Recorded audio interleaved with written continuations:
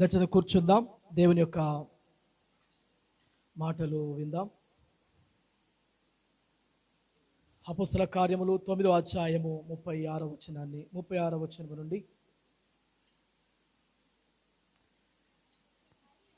అపోస్తల కార్యములు 9వ అధ్యాయము. మరియు యొప్పేలో తబిత అనే ఒక శిష్యురాలు ఉండెను. ఆమెకు భాషాంతరమున దొర్క అని పేరు. ఆమె సత్క్రియలను ధర్మకార్యములను బహుగా చేసి ఉండెను. ఆ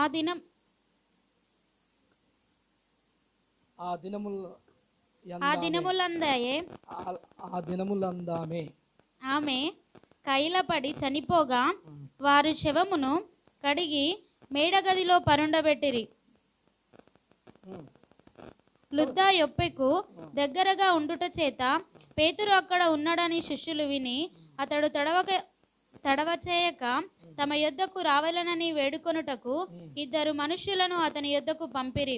పేతురు లేచి వారితో కూడా వెళ్ళి అక్కడ చేరినప్పుడు వారు మేడగదిలోకి అతనిని తీసుకొని వచ్చిరి. విధవరాండ్రందరూ వచ్చి ఏడ్చుచు దొర్క తమతో కూడా ఉన్నప్పుడు కుట్టిన అంగిలను వస్త్రములను చూపుచు అతని ఎదుట నిలిచిరి. పేతురు అందరిని వెలుపలికి పంపి మోకాళ్ళుని ప్రార్థన చేసి శవం వైపు తిరిగి తబితా లెమ్మనగా ఆమె కన్నులు తెరిచి పేతురును చూచి లేచి కూర్చుండెను. అతడు ఆమెకు చెయ్యి ఇచ్చి లేవనెత్తి పరిశుద్ధులను విధవరాండ్రను పిలిచి ఆమెకు సజీవురాలిగా వారికి అప్పగించెను. చాలు, చిన్న ప్రార్థన చేద్దాం. దేవా నీకు వందనాలు. నువ్వు మాట్లాడే దేవుడు, శుభ్రమైనటువంటి లేఖన భాగం ద్వారా మీరే మాతో మాట్లాడమని ప్రార్థన చేస్తూ నీ సహాయాన్ని కోరుకుంటూ యేసు నామములో వేడుకుంటున్నాం తండ్రి, ఆమేన్. దేవుని నామానికి స్తోత్రాలు. ప్రభువైన యేసుక్రీస్తు నామములో కూడినటువంటి మీ అందరికీ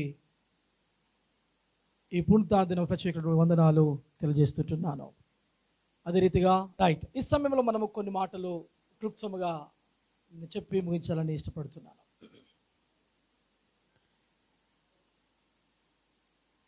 ఈ యొక్క అపోస్తల కార్యము 9వ అధ్యాయము 36వ వచనం నుంచి మనము 41వ వచనం దాకా చదువుకున్నాం. ఆనాడు కొత్త నిబంధన గ్రంథములో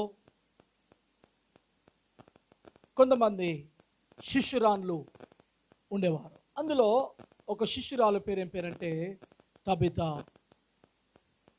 అనబడిన ఒక శిష్యురాలు గురించి మనము చదువుకున్నాం. అయితే ఈ యొక్క తబిత అనబడినటువంటి శిష్యురాలు, ఆమెకు మరొక పేరుంది, దోర్కా అనే పేరు ఉన్నది. అయితే ఆమె అనుకోని విధముగా ఆమె అనారోగ్యానికి గురై ఆమె చనిపోయింది. ఆమె చనిపోయింది.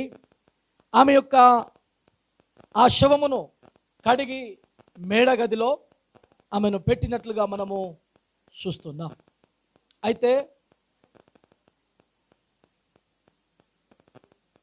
ఈ చనిపోయినటువంటి ఈ తబితను, ఈ దోర్కను ఆమె శవమును కడిగి ఆ యొక్క మేడగదిలో పెట్టినారు. పెట్టి పేతురుకు వారు చెప్పినారు ఈ విషయాన్ని. పేతురైతే పలానా దగ్గర ఉన్నాడు, యొప్పేలో ఉన్నాడు, అతన్ని తీసుకొస్తే మరి వారి యొక్క జీవితంలో ఒక ఆలోచన, ఒకవేళ ఈ తబిత బతుకుతుందేమో అన్న ఒకటి ఆలోచనతో వెళ్ళి అతనికి తెలియజేసినప్పుడు అపోస్తలుడు ఆ యొక్క పేతురు మేడగదిలోకి వచ్చి ప్రార్థన చేయడము ప్రారంభించినాడు. అక్కడ అనేకులు కూడి ఉన్నారు. అక్కడ పేతురు ఈ విధంగా ప్రార్థన చేస్తున్నారు. 40వ వచనములో పేతురు అందరిని వెలుపలికి పంపి మోకాళ్ళుని ప్రార్థన చేసి శవం వైపు తిరిగి తబిత లెమ్మని అనగా ఆమె కన్నులు తెరిచి పేతురును చూచి లేచి కూర్చున్నది. ఆమె హల్లెలూయా. చూడండి, ఈ యొక్క తబిత వైపు, చనిపోయిన తబిత వైపు చూచి తబిత లెమ్ము అనగానే సజీవురాలుగా ఆమె లేచినట్లుగా, చనిపోయినటువంటి ఈ యొక్క తబిత బ్రతికినట్లుగా చూస్తూ ఉన్నాం. ఆమెను చేయించి లేవనెత్తి అక్కడ పరిశుద్ధులకు విధురాలను పిలిచి పరిశుద్ధులను విధురాలను కొంతమంది పిలిచి ఆమెను చేసినాడు, సజీవురాలుగా అప్పచెప్పినాడు. చూడండి, ఆమె జీవితంలో ఆనాడు ఆ మేడగదిలో ఆదిమ సంఘం, ఆనాడు ఆదిమ అపోస్తులు అందరూ కూడా కలిసి ప్రార్థించే స్థలం అది. అక్కడ దేవుని యొక్క పరిశుద్ధాత్మను కలిగినటువంటి స్థలం అది. అగ్ని జ్వాలల వలె మేడ గది మీదికి దేవుని యొక్క ఆత్మ దిగి వచ్చినటువంటి స్థలములో ఉండి పేతురు తబిత గూర్చి ప్రార్థన చేసినప్పుడు తబిత ఏమైంది? చనిపోయినటువంటి ఆమె బ్రతికింది. ఆమె హల్లెలూయా, బ్రతికింది. దేవుని యొక్క పరిచర్యలో ఉన్నది, దేవుని యొక్క పనిలో ఉంది, దేవునికి శిష్యురాలుగా ఉంది, దేవుని యొక్క పనిని చేసేదిగా ఉంది కనుక తన జీవితంలో దేవుడు ఒక గొప్ప కార్యము చేసినాడు. తన జీవితంలో అనారోగ్యానికి గురైనప్పుడు, తాను మరణించినప్పుడు పేతురు ద్వారా ఆ యొక్క తబితను దేవుడు బాగు చేసినట్లుగా, స్వస్థపరిచినట్లుగా మనము చూస్తూ ఉన్నాం. అయితే మరి ఈ స్వస్థపడినటువంటి ఈ యొక్క తబిత అనేటువంటి ఈమె యొక్క జీవితంలో రెండు గొప్ప గుణములు ఉన్నవి. ఒకటి, ఆమె సత్క్రియలు చేసినదిగా ఆమె రానియకుడు. మళ్ళీ అక్కడ పెట్టుకోరా ఎవరు? రైట్, సత్క్రియలు చేసేదిగా మనకు కనబడుచు ఉన్నది. అక్కడ రాయబడిన మాట భాషాంత ఆమెకు దోర్క అని పేరు. ఆమె సత్క్రియలను ధర్మకార్యను బహుగా చేసి ఉండెను అని రాయబడింది. సత్క్రియలను ధర్మకార్యములను చేసి ఉన్నట్లుగా మనము చూస్తున్నాం. సత్క్రియలు కలిగినటువంటి వ్యక్తి ఎవరు? దోర్క, తబిత.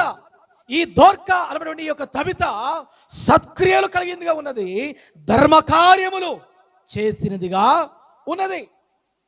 దేవునికి శిష్యురాలుగా ఉండి, ప్రభుకు శిష్యురాలుగా ఉండి, ప్రభు యొక్క పనిలో ఉంటూ ఈమె ఏమి చేసిందంటే సత్క్రియలను ధర్మకార్యములను చేసినట్లుగా మనము చూస్తుంటున్నాం. సత్క్రియలను ఆమె ఆ యొక్క శిష్యురాలు, తబిత అనబడిన శిష్యురాలు సత్క్రియలను చేసింది. నిజంగా దేవుడు ఈ రీతిగా అంటున్నాడు. ఒక మాట ప్రతి ఒక్కరికి రాయబడినటువంటి మాట. ఆ మాట చూద్దాం ఒకసారి. అయితే ఎఫెసీయుల రాసిన పత్రిక 2వ అధ్యాయం 10వ వచనం. 2వ అధ్యాయం 10వ వచనం. ఎఫెసీ మరియు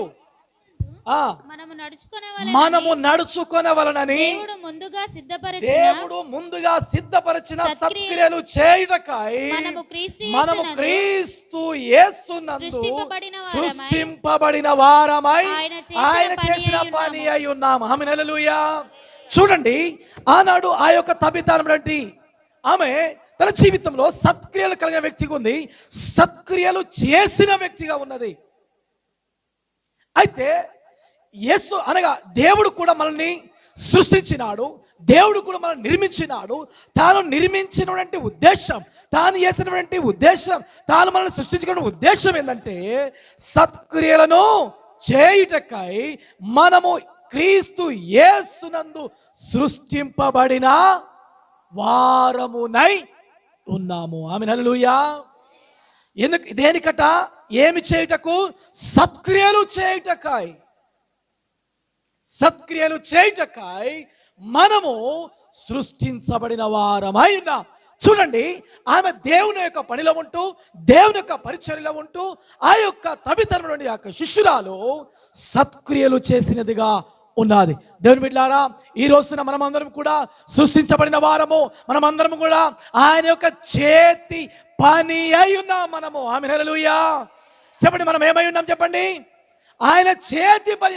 ఆయన మనల్ని తన చేతులతో చేసినాడు కనుక మనము కూడా సత్క్రియలు చేయవలసినటువంటి వారమై ఉన్నాము.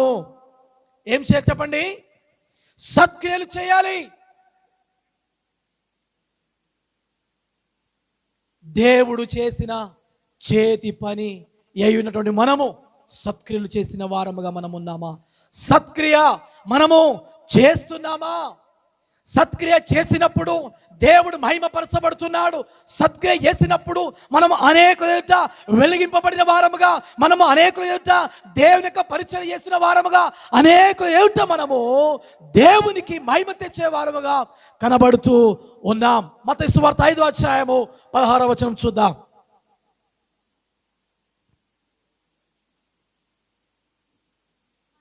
మనుషులు మీ సత్క్రియను చూసి పరలోకమందున మీ తండ్రి మహిమపరచున్నట్లు వారి ఎదుట మీ వెలుగును ప్రకాశింపని. మనుషులు మీ సత్క్రియలను చూసి, మనుషులు మీ సత్క్రియలను చూసి పరలోకమందున మీ తండ్రిని మహిమపరచున్నట్లు వారి ఎదుట మీ వెలుగు ప్రకాశింపనీయుడే.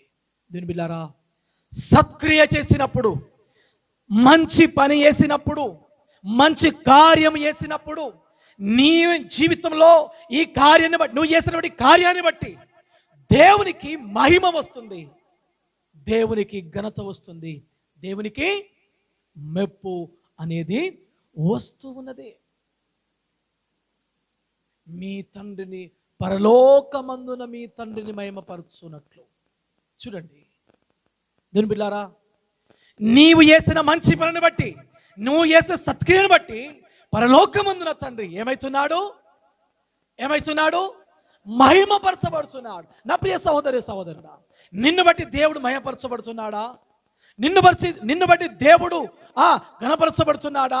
నిన్ను బట్టి, నువ్వు చేస్తున్న పనిని బట్టి అన్యజనులైతేనేమి, ఇతరులైతేనేమి, మనుషులైతేనేమి దేవుణ్ణి పరలోకమందున తండ్రి మహిమ పరచబడాలి, మహిమ రావాలి ఆయనకి. మనం చేసిన పనిని బట్టి, మనం జీవిస్తున్న జీవితాన్ని బట్టి, మన యొక్క చేసిన కార్యాన్ని బట్టి దేవునికి మహిమ రావాలి, దేవునికి మెప్పు రావాలి. మరి ఈ జనములలో, ఈ ప్రజల మధ్య నీవు దేవునికి మహిమ తీసుకుని వస్తున్నావా? లేక నిన్ను బట్టియే కదా అన్యజనుల మధ్యలో దేవుని యొక్క నామం ఏమవుతుందట? చెప్పండి, ఏమవుతుందట? ఏమవుతుందో చెప్పండి. దూషింపబడుతూ ఉన్నది. నిన్ను బట్టియే కదా అన్నాడు. నిన్ను బట్టియే దేవునికి మహిమ రావాలి, కానీ నిన్ను బట్టి దేవునికి అవమానం రాకూడదు. నువ్వు చేసిన సత్క్రియ, నువ్వు చేసిన మంచి పని, నువ్వు చేసిన మంచి కార్యాన్ని బట్టి దేవుడు మహిమపరచబడాలి, దేవుడు ఘనపరచబడాలి. గనుక నీ జీవితంలో మంచి పని చేస్తున్నప్పుడు, మంచి కార్యం చేస్తున్నప్పుడు నీ జీవితంలో నీకేముండాలో తెలుసునా? చూద్దాం దయచేసి. రోమా 2వ అధ్యాయం, రోమా పత్రిక 2వ అధ్యాయం 7వ వచనం.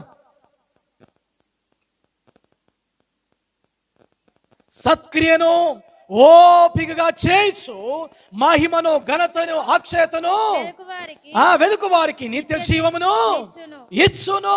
ఆమేన్, హల్లెలూయా. చూడండి, సత్క్రియను ఓపికగా చేయుచు. దేవుని యొక్క పని నువ్వు ఎట్లా చేయాలి చెప్పండి? ఎట్లా చేయాలి? మాట్లాడరు కొంచెము. ఆమేన్, హల్లెలూయా.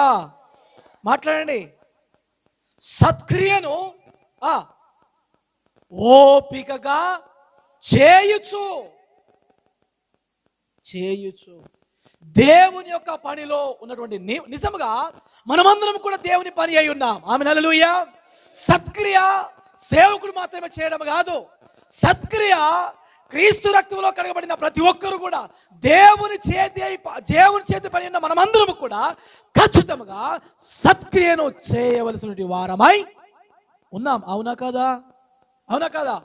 అవును. ప్రతి ఒక్కరము కూడా సత్క్రియ, మంచి పని చేయాలి. దేవుని పనిలో, సత్క్రియలో మనమందరము కూడా భాగస్థులము కావడం చాలా అవసరమై ఉంటుంది. నువ్వు సత్క్రియ చేసేటప్పుడు నీకు ఓపిక ఉండాలి. ఏమన్నా చెప్పండి?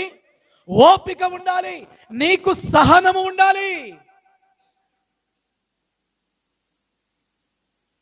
ఓపిక లేకుండా ఏ పని చేసినా, ఓపిక లేకుండా ఏ కార్యం చేసినా, ఓపిక లేకుండా ఏ సత్క్రియ చేసినా అది దేవునికి మహిమ తెచ్చేది కాదు, అది దేవునికి మెప్పు తెచ్చేది. కొంతమంది జీవితాల్లో చేస్తారు, తొందరనే ఏమైపోతారు, వారి మాట ద్వారా కావచ్చు, ప్రవర్తన ద్వారా కావచ్చు, వారికి వచ్చిన ఆ కోపం ద్వారా కావచ్చు, ఆ చేసిన పని అంతా కూడా కష్టపడి పని చేసినట్టుగా కనబడుతుంది, కానీ ఒక్క మాటతో అదంతా కూడా ఏమైపోతుంది, అంత బూడిదలో పోసిన గట్లనే అయిపోతుంది. ఆమె హల్లెలూయా. క్రైస్తవ జీవితంలో చాలా ఓపిక. ఏ పని నీకు అప్పచెప్పినా, లేకపోతే దేవుని కొరకు నువ్వు ఏ మంచి పని చేసినా ఓపిక కొద్ది నువ్వు చేయాలి. ఎందుకంటే నువ్వు చేస్తుంది సత్క్రియ, నువ్వు చేస్తుంది మంచి పని.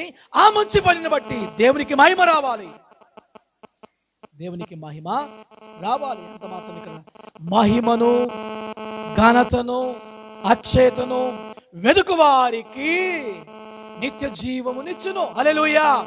చూడండి మిత్రులారా, నీవు చేసిన మంచి పనికి, నీవు చేసిన సత్క్రియకు, నువ్వు చేసిన సత్క్రియ చూసిన వారికట కొంతమందికి ఏం దొరుకుతుందట? చెప్పండి, ఏం దొరుకుతుందట? చెప్పండి, నిత్య జీవము దొరుకుతూ ఉందట. హల్లెలూయా, హల్లెలూయా. ఎవరు చేసిన పనిని బట్టి, ఎవరు చేసిన పనిని బట్టి, నీవు చేసిన మంచి పనిని బట్టి. ఇక్కడ మాట అదే, సత్క్రియను ఓపిగా చేయొచ్చు, మహిమను, ఘనత, అక్షతను వెదుకు వారికి నిత్య జీవమును ఇచ్చును. వెదుకు వారికి ఏం దొరుకుతుందట? ఏం దొరుకుతుందట? నిత్య జీవము దొరుకుతుందట. నిత్య జీవము కలుగుతుంది నీవు చేసిన మంచి క్రియ, నీవు చేసిన మంచి పని.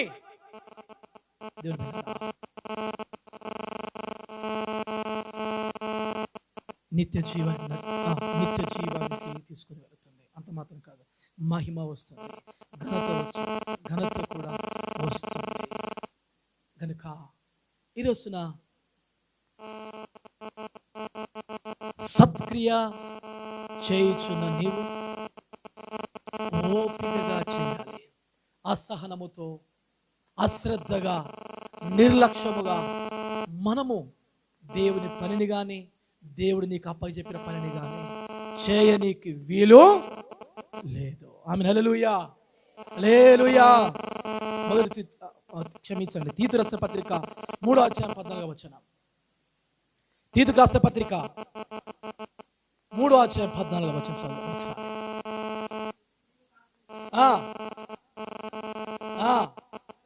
సమయోచితముగా సత్క్రియలను శ్రద్ధగా చేయుటకు నేర్చుకొనవలెను. హల్లెలూయా.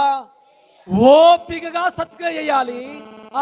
సత్క్రియ ఏ విధంగా చేయాలంటే సమయోచితముగా, అవసరాన్ని బట్టి, అక్కరను బట్టి సమయోచితముగా నువ్వేం చేయాలి?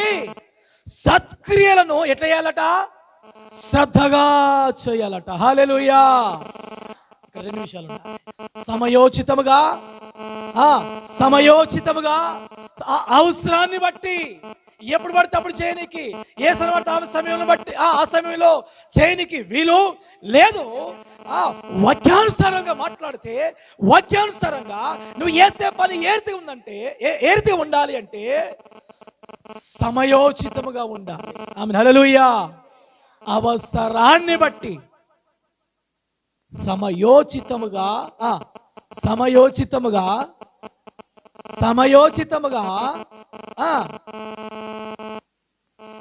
సత్క్రియలను శ్రద్ధగా చేయాలి. హల్లెలూయా, హల్లెలూయా.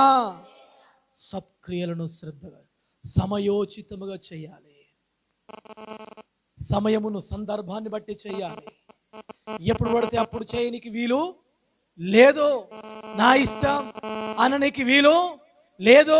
నువ్వు చేసే పని సేవకుని తెలిసి ఉండాలా, నువ్వు చేసే పని నీ ఇంటి వారికి తెలిసి ఉండాలా, నువ్వు చేసే పని ఈ సమయంలో చేస్తే మనము సక్సెస్ అవుతామా, నువ్వు చేసే పని ఇది అందరికి మేలేనా, మనం చేసే పని అందరికీ మరి తృప్తినిచ్చేదేనా అన్నట్లుగా మనం చేయాలి. ఆమేన్. హల్లెలూయా. ఈ రీతిగా సమయోచితాన్ని బట్టి, సమయోచితముగా సమయ సందర్భం బట్టి మనం చేయడం అవసరం. నా ఇష్టం నీ ఇష్టం అంటే నీకు దేవుని వాక్యం ఒప్పుకోదు. ఆమేన్. హల్లెలూయా. సేవకుడు ఒప్పుకున్నా, ఇంకెవరన్నా ఒప్పుకున్నా, దేవుని యొక్క వాక్యం మాత్రము ఒప్పుకోదు. అవసరాన్ని బట్టి, సమయోచితముగా ఏం చేయాలట? సత్క్రియలను చేయాలి. ఎట్లా చేయాలి తెలిసిన? శ్రద్ధగా చేయాలి. హల్లెలూయా. ఎట్లా చేయాలి? శ్రద్ధగా చేయాలి. చేసుకుంటూ గురిగినవనుకో, చేసుకుంటూ సరిగినవనుకో, చేసుకుంటూ ఎత్తేసుకుంటున్నావు, చేసుకుంటూ నష్టం చేసుకుంటున్నావు, విరగొట్టుకుంటూ, లేకపోతే నువ్వు వేసేది ఇంకా ఎవరికైనా నష్టం పరిచేదిగా నీవు చేస్తే ఒక నీకు నీవే నష్టం తెచ్చుకున్నట్లయితే అది శ్రద్ధ చేసినట్లా? రాత్రి చెప్పలే కదా, అశ్రద్ధగా దేవుని యొక్క పనిని అశ్రద్ధగా చేయువాడు చెప్పండి ఏంది? శాపగ్రస్తుడు. శాపగ్రస్తుడు. దేవుని యొక్క పనిని శ్రద్ధగా చేయాలి.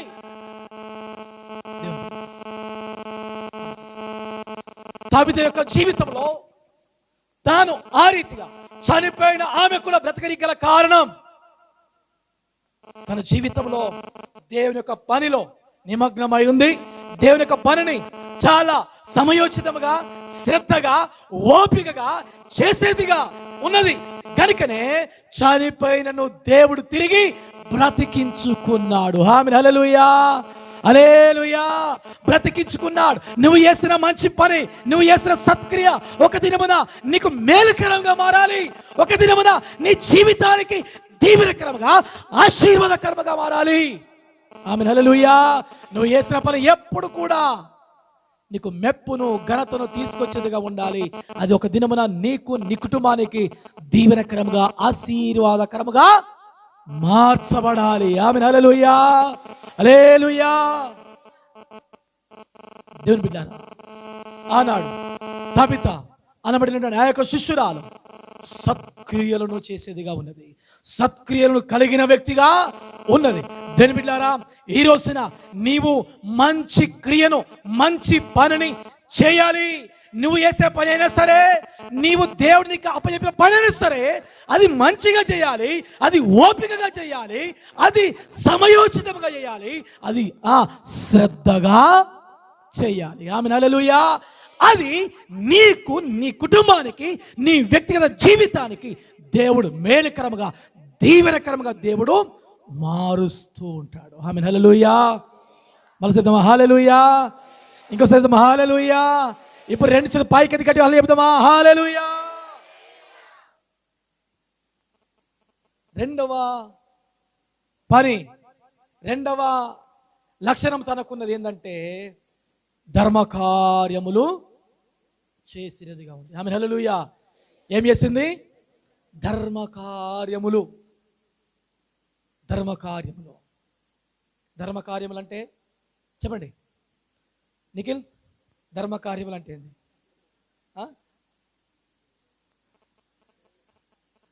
ధర్మకార్యములు అంటే ఏంది? చెప్పండి వంశీ, ఏంది? చెడు పనులు చేద్దా? ధర్మకార్యము, ధర్మము,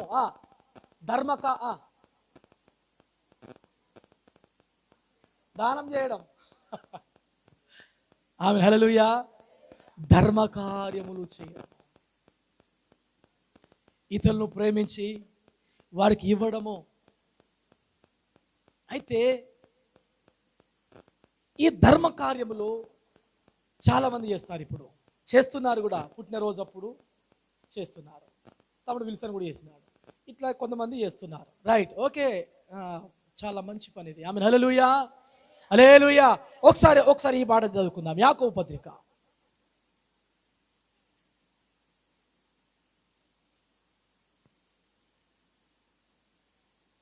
27వ వచనం, 1వ అధ్యాయం 27వ వచనం.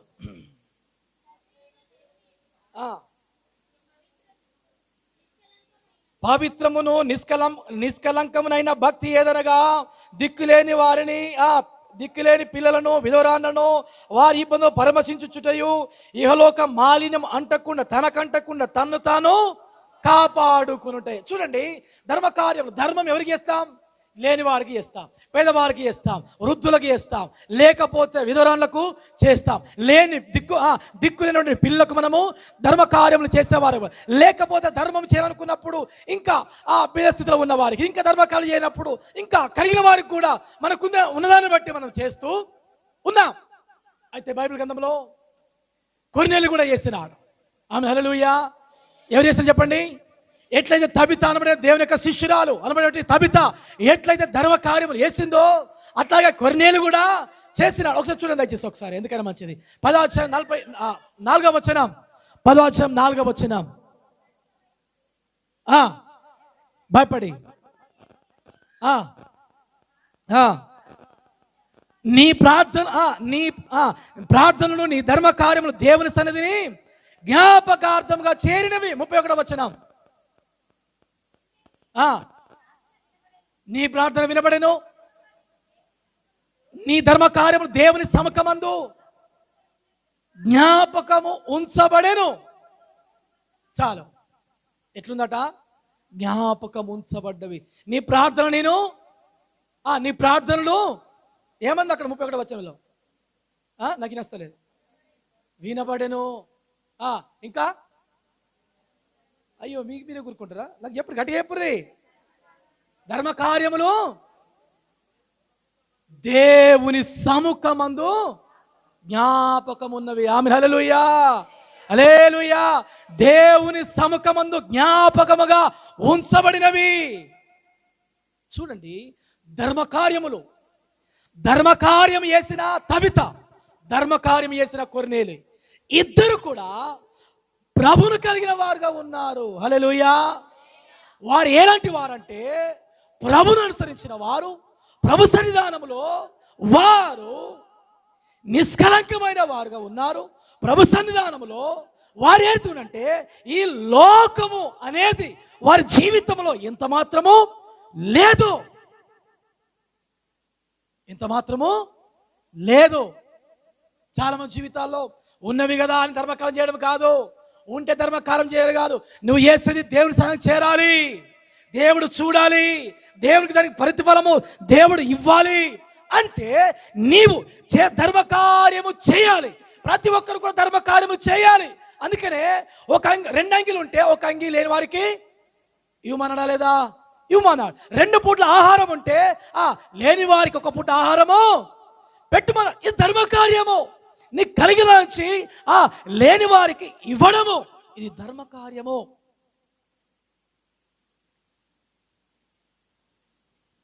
ఇలాంటివి క్రైస్తవులముగా, దేవుని యొక్క బిడ్డలముగా మనము చేసేవారముగా, ధర్మకార్యములు చేసేవారముగా, ధర్మము చేసేవారముగా మనం ఉండడం చాలా అవసరమై ఉంటుంది. నిజంగా నీ జీవితంలో నీవేదైనా కలిగి ఉన్నప్పుడు లేదు అనడానికి వీలు లేదు. నీ దగ్గర కలిగి ఉన్నప్పుడు, నీకు ఇయ్యగల సొమ్ముత ఉన్నప్పుడు, పెట్టగల సొమ్ముత ఉన్నప్పుడు ఖచ్చితంగా నువ్వు సహాయం చేసే వ్యక్తిగా నీవు ఉండాలి. ధర్మము చేసే వ్యక్తిగా నీవు ఉండాలి. ధర్మకార్యం చేసే వ్యక్తిగా నీవు ఉండాలి. ఖచ్చితంగా నువ్వు చేయాలి. తబితలాగా చేయాలి, కొర్నేలులాగా నీవు చేయాలి. చేస్తున్న నీవు ఒకసారి నువ్వు పరిశీలించుకోవాలి. ఏంటంటే నేను దేవునిలో ఉన్నానా అని పరీక్షించుకోవాలి. ఆమేన్. హల్లెలూయా. చెప్పండి, ఎందులో ఉన్నానా?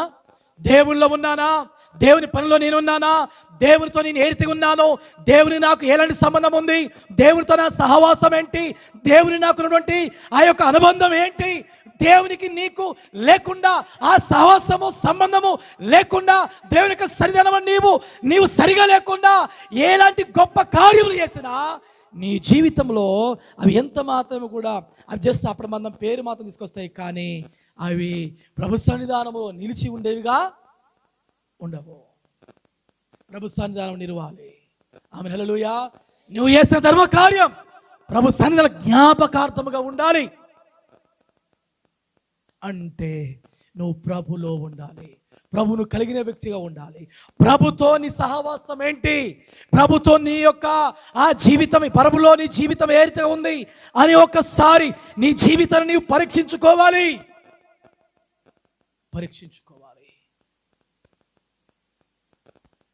కొర్నేలైతే ప్రార్థనా పరుడు, కొర్నేలైతే ఇంటి వారందరితో కలిసి ప్రార్థించేవాడుగా ఉన్నాడు. భయము భక్తి కలిగిన వ్యక్తిగా ఉన్నాడు.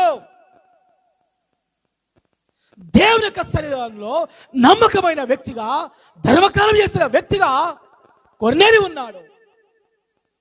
తబిత కూడా అదే స్థితిలో ఉంది. కనుక దేవుని బిడ్డలారా, ఈరోజు నీ జీవితం ఇక్కడ రాయబడిన మాట, యాకోబు పత్రికలో రాయబడిన మాట,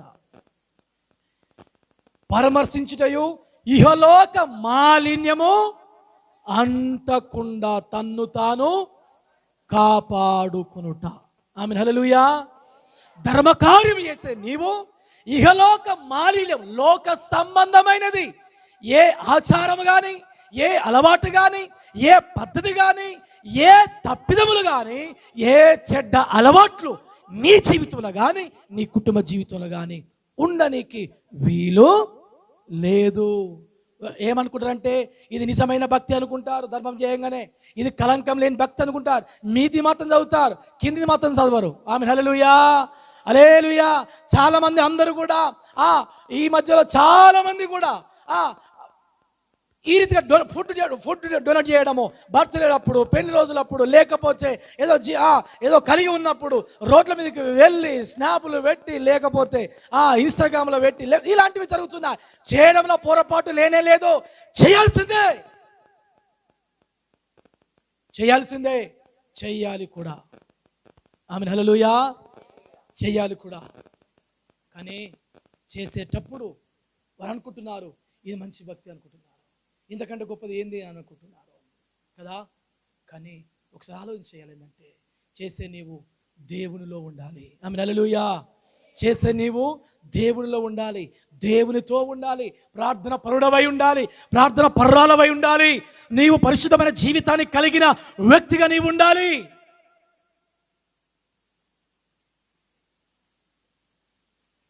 నిష్కలంకమైన భక్తి పవిత్రమును, అయ్యో చూడండి, తండ్రి అయిన దేవుని ఎదుట పవిత్రమును నిష్కలంకమైన భక్తి ఏదనగా అని చదువుతారు. ఇక అని మొదలుపెట్టి ఈడికి ఆపుతారు. ఎక్కడికి?